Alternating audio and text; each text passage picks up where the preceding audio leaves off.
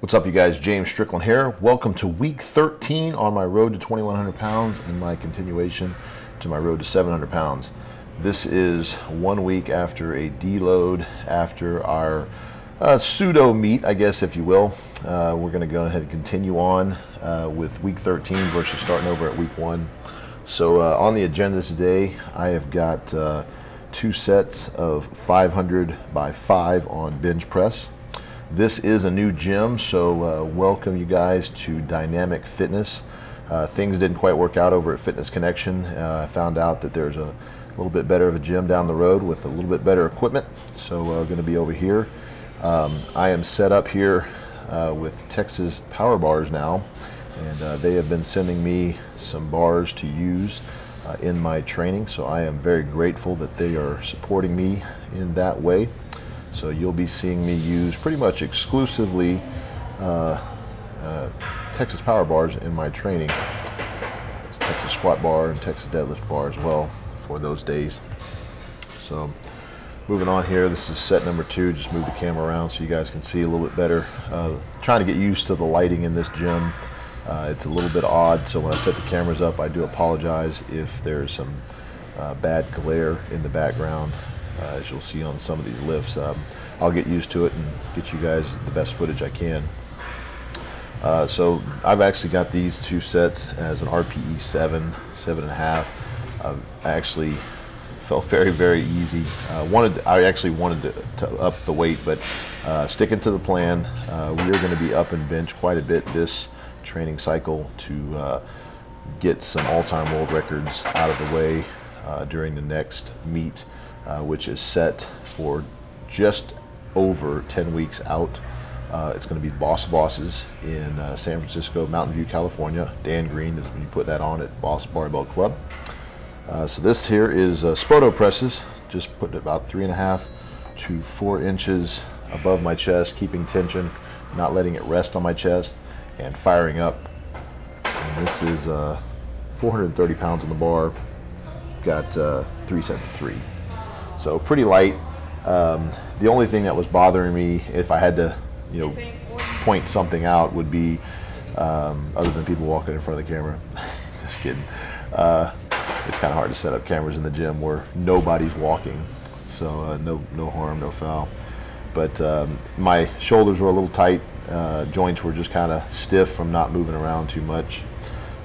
Here we got pec deck. This is actually 130 pounds, 3 sets of 15. I'm doing something a little bit different this go round. I'm not going to film every single set unless I feel that it's needed to explain something or just to show you guys what I'm doing, especially if it's something new. So if you see that I may be saying that I'm doing certain things but you don't see it on video, feel free to reference back to any of the other recaps. Pretty much covered all types of sets.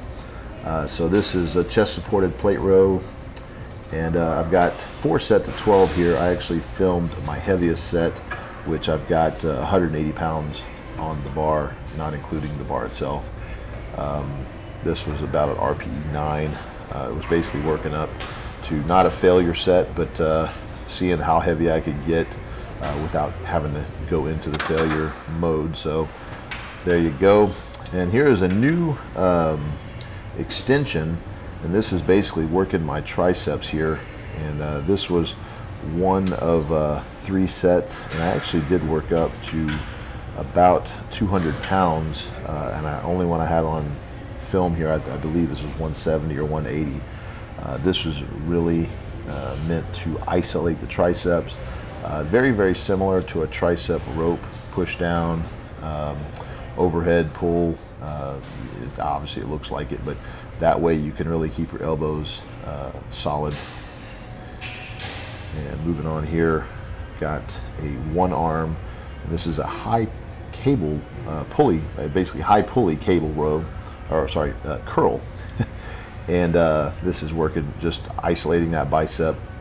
And once again, I've just filmed 1 set here, but I've got 3 sets of 15, and these are based on RPEs at the beginning of the cycle, just to see kind of where we're at. We're going to get a little heavier, but I don't want to start too heavy at first. Of course, it's kind of a guessing game, especially on new exercises.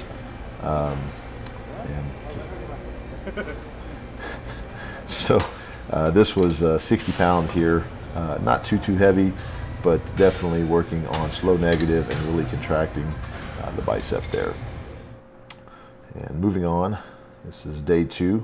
I actually did this whole week, 4 consecutive days in a row to have some commitments later in the week with my family, so definitely wanted to get everything out of the way and not conflict with some family time that I needed to put in. So got some squats here, and this is 3 sets of 3 with 525. Working on not bottoming out the squats as much and really working on just stopping pretty much just below parallel meet, regulation, depth only, and really driving up. So we don't have the problem, as you saw the last meet, going way too low and actually getting out of the groove and having to kind of recover.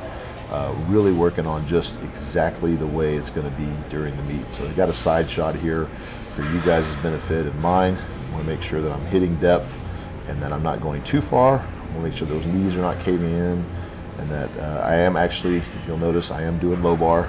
I'm going to stick with that as long as I can because bench is not the priority at the moment. It was in the beginning of the last training cycle. So moving on here, we've got some dead squats, and this is basically set up to where the bar is resting 3 inches above parallel, really working on that groove and driving up. This is 365 pounds, 6 sets of 1. So these are done in single format. These are very similar, almost identical to like a dead press or a pin press on bench or a rack pull on deadlift. Setting it up just where the weak spot or the weakest spot, sticking point in my squat is, and really working that particular area. These are actually really easy. These would go up in weight if needed, depending on what the weakness is.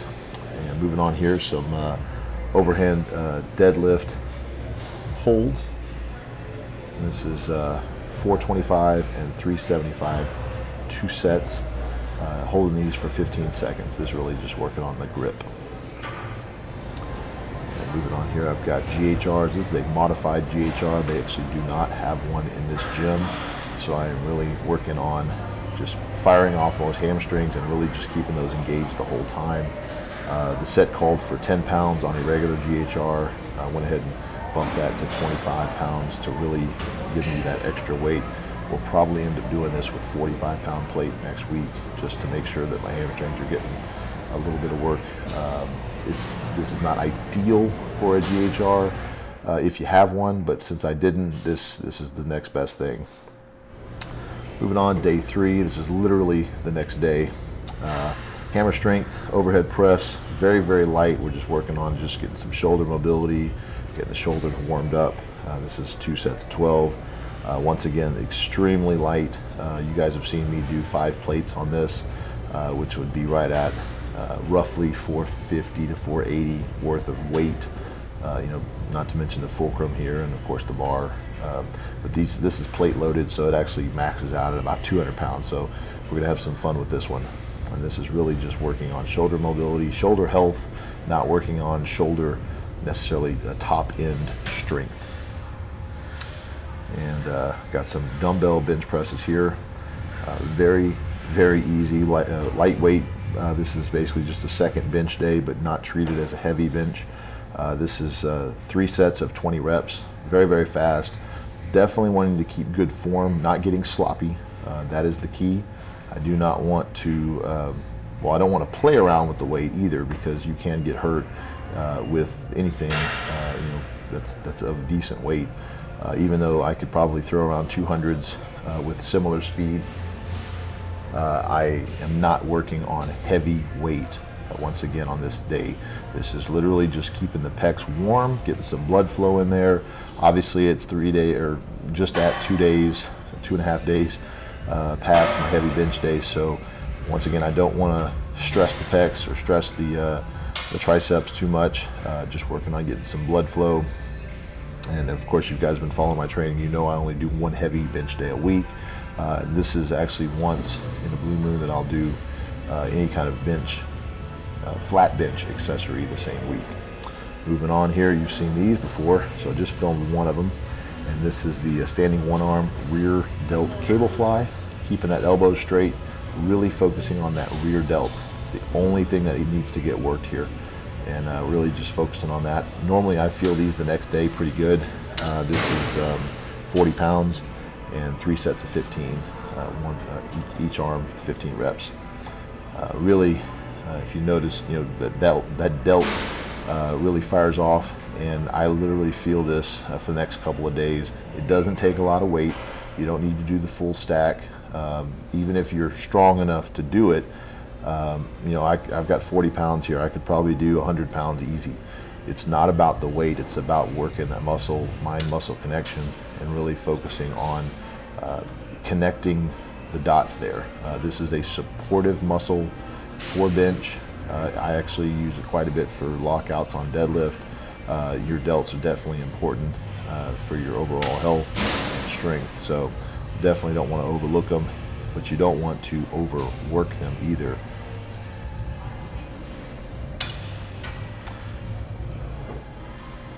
So once again, back to kind of the focus. Squats and deadlifts obviously made huge strides last cycle. We can keep those strength gains, will not go away. Looking to really up the bench a little bit more, work on some technical aspects this cycle. 2100 is definitely there strength-wise. It's just putting it together in a meet. So a little bit of extra strength this training cycle is definitely not going to hurt anything. If anything, if we can get the single lifts up into the digits that we want, we can take a few pounds off for meet day just because we were, you know, fatigued. We should be good to go. These are T3 raises. Got one set filmed here. This is pretty light, 10 pounds. It doesn't take much, and this is 10 reps and 3 sets.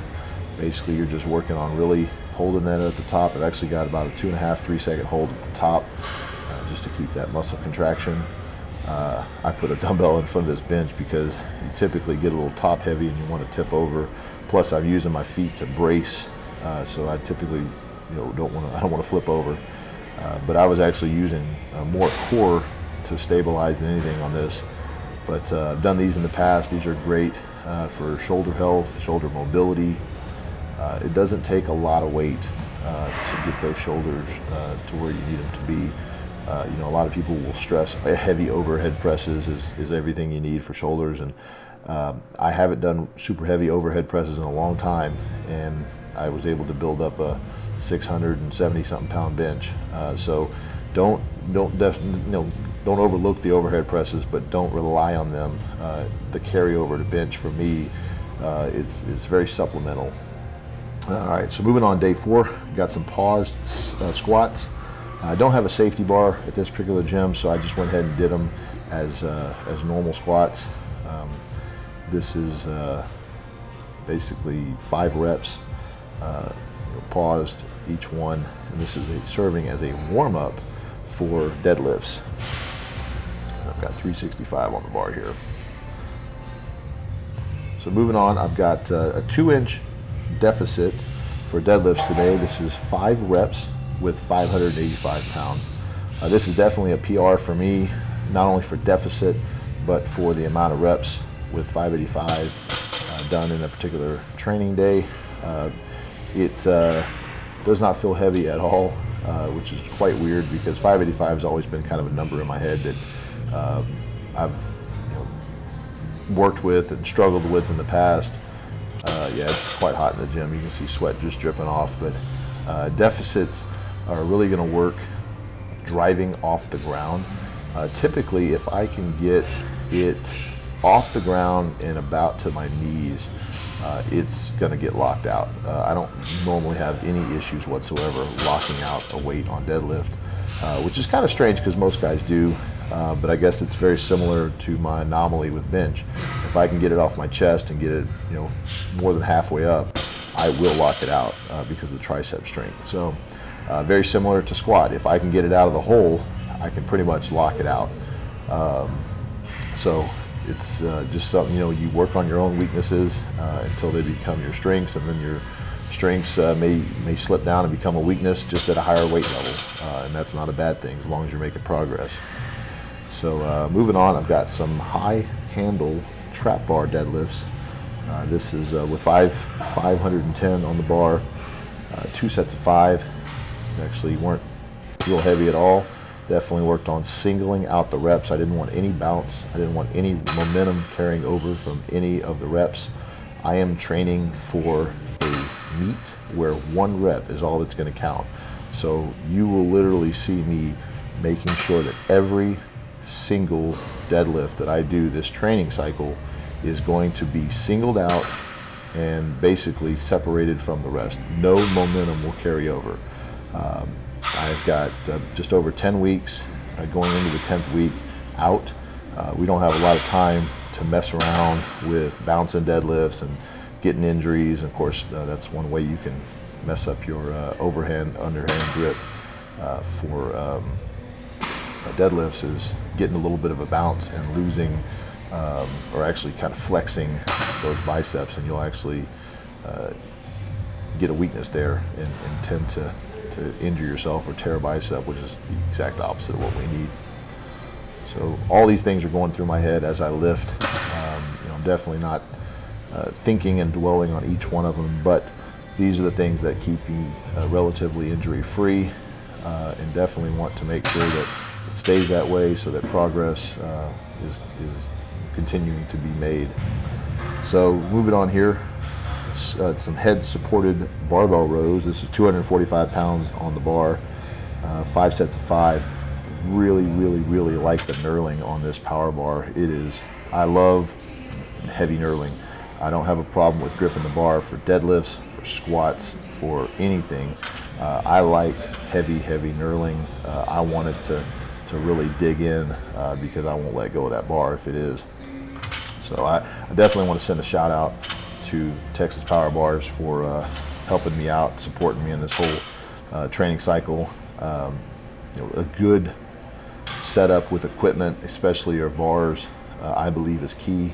I've trained on some pretty crappy bars, and I'll make do, and I've done pretty well on some pretty crappy bars in the past, but the confidence that's there when you have craftsmanship like they make in your hands while you're training, especially with heavy weight, just makes you feel that much better.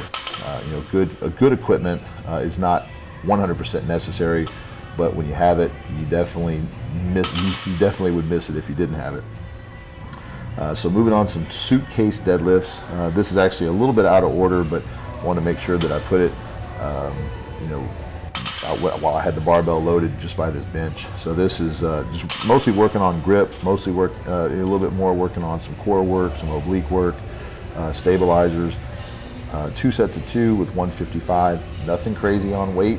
It's not really about balance. It's really just about driving it up and working the core, and it does help your grip a little bit as well.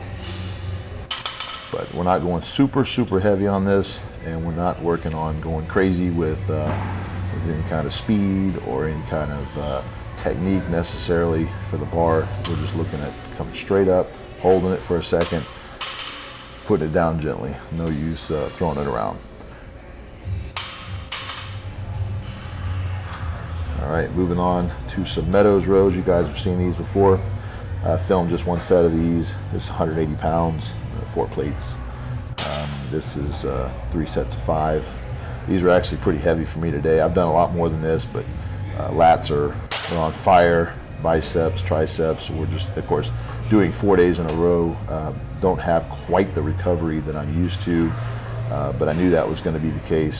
So definitely wanted to stay tight on all of these. When you're fatigued, you don't want anything getting out of the groove, and you don't want to injure anything. But there is a smart way to do kind of low recovery training, just not on the long term. Moving on here is some lat pull downs. Didn't have a neutral grip, so I went ahead and just did the wide grip. This is 230 for 3 sets of 12. But that wraps it up for the whole day here and the whole week. I appreciate you guys tuning in and watching. Please like and subscribe, and you can definitely follow me on Instagram at SwimHack. I'll see you guys next week.